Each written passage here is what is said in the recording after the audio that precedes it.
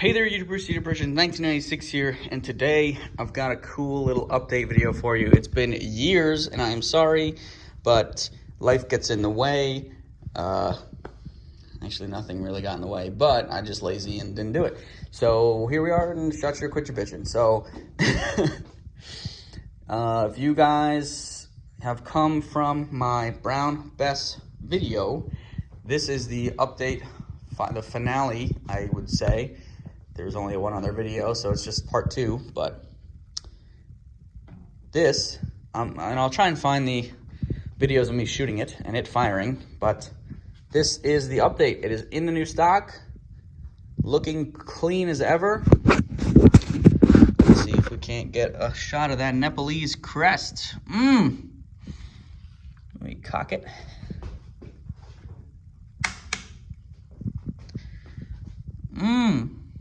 Look at that. Nepalese crest. So, laid it in the stock, bedded the barrel and lock. So, it works. It fires, functions. It's pretty badass, I must say. I got some ammo from Jefferson Arsenal, I believe it is. He keeps sending me, well, he doesn't keep sending me, but he sent me a couple emails in the past, just like, hey, we're running a sale or whatever, but I haven't gone through the ammo that he sold me in the first place. Really cool guy, really cool ammo, comes like in a brown parchment box. It looks pretty cool too, so just a fun time making ammo and making cartridges and stuff like that. And I made a cartridge box case, like, it's basically just like a, what is it, a 3x, or probably a 4x6 block of wood that I put on the mill and just drilled a bunch of holes in 2 rows. I was thinking about making it into like a case with a strap and leather wrapped, but that's beside the point. So this is it. Let me not do the, this is the new stock from IMA. Has a weird marbling or whatever, wood grain there. The ramrod is pretty chewed up from sitting in the old stock for God knows how long. In the moisture of the old stock, so it is pretty far gone down at the end, but it still works. I used it to ram my cartridges home. I cleaned it up as best as I could, and it just goes in there like that. Boom. And the bayonet, of course, bought this off eBay for like 20 bucks or something ridiculous like that. Came with the shoulder strap and everything, shoulder scabbard, I should say. It's a triangle bayonet. So, cheaper than the originals, very cheap. So it just goes on, turn a quarter, and then lock. And I would not want to get on the receiving end of this bad boy. This 12-pound, probably more rifle with a freaking sword on the end. This thing is crazy. Just, I mean, the history of it is just insane. 1700s. Had to carry this through the woods, wearing all wool, carrying literally balls of lead and powder that you couldn't get wet. I mean, it's just, the history of it is insane to me. And then I got this sling. I forget who I got this from. Probably IMA too, but I drilled a couple more holes in it. Just because. Yeah, that's basically it. I stained it with some stain. I don't even remember the stain. I literally finished this rifle like 2.5 years ago, and it's been hanging over my my closet ever since. So I made hooks for it.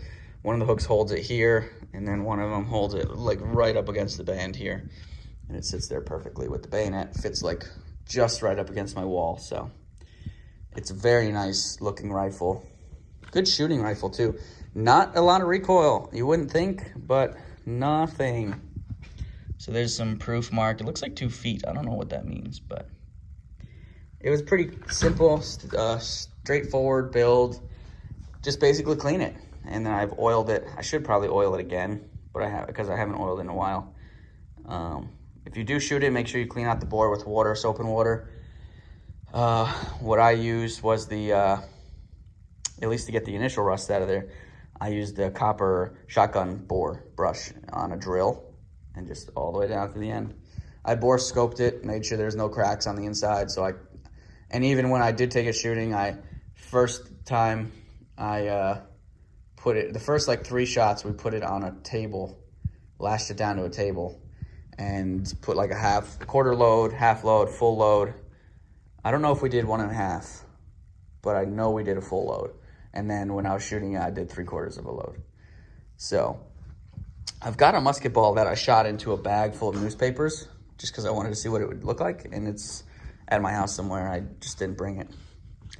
And also, this is my little poverty pony lower with another poverty pony, not pony, but a PSA upper, and a Troy drop-in battle rail with a spark, and the Honey Badger Ordnance charging handle and SBA 4. I just like this really small little gat. Awesome setup, and it was really cheap. So anyway, yeah, that's basically it. I need some leather to go in here for the flints. I do have flints, but I just need some leather. And there's a lot of play in this. So I was going to shim. We have like 2000 shim stock that I'm gonna shim the square in there to make it tighter, because I'm not gonna weld. I don't want to build up a weld on 300-year-old metal that'll probably blow away and it disintegrates. So that's the plan with that. But it's a very nice wall hanger as is. So I'm happy with it. I love it, the history. It's a very amazing period of time, the 1700s. So just interests me a lot, and I'm very happy that I have this.